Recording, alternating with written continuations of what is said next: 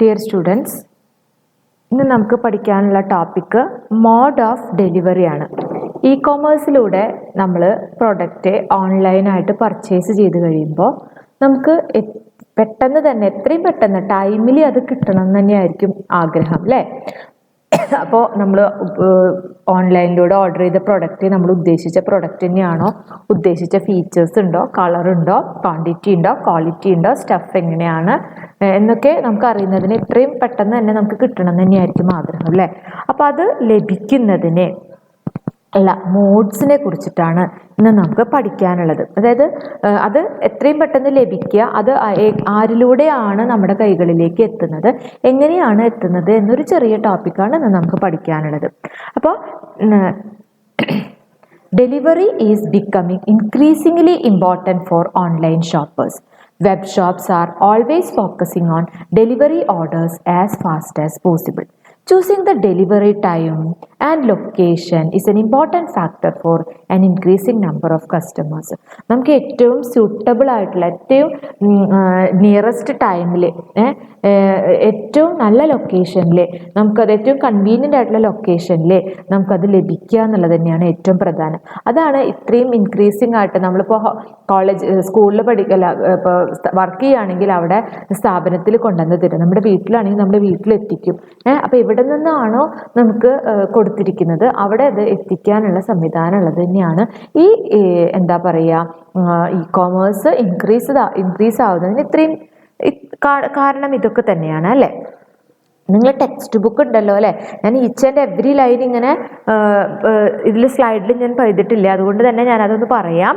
അപ്പോൾ is an important factor for increasing number of customers. However, customers do not always want to receive their orders immediately, but they do want to choose a delivery where they can receive the parcel themselves.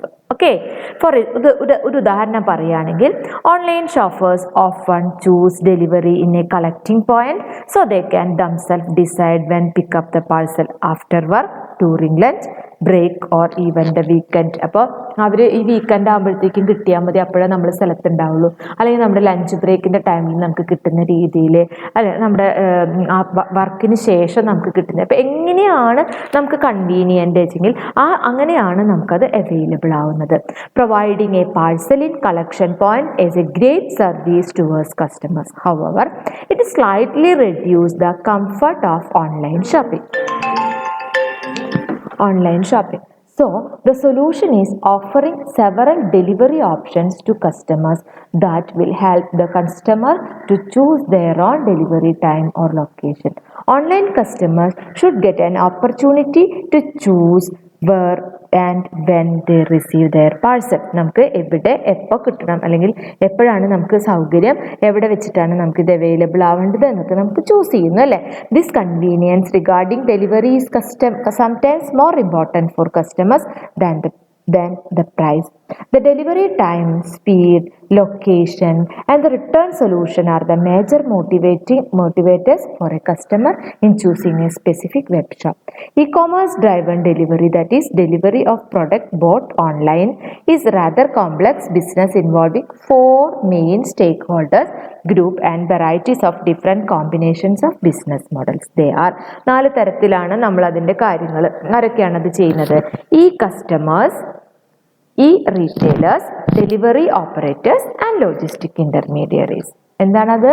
E commerce driven delivery, that is delivery of product bought online, is rather complex because involving 4 main stakeholders. Who are the stakeholders?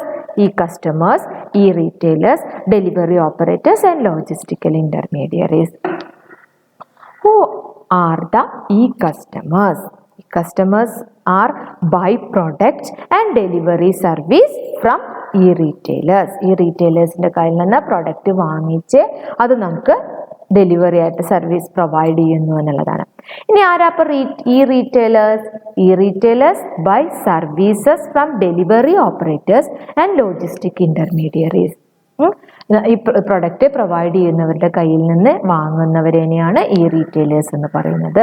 ഇനി delivery operators, they may buy part of their service from the other delivery operators. അപ്പോൾ മറ്റ് delivery ഓപ്പറേറ്റേഴ്സിന്റെ കയ്യിൽ കിട്ടിയിട്ടുള്ള സാധനം ഇവര് വാങ്ങിച്ചിട്ട് delivery നടത്തുന്നു.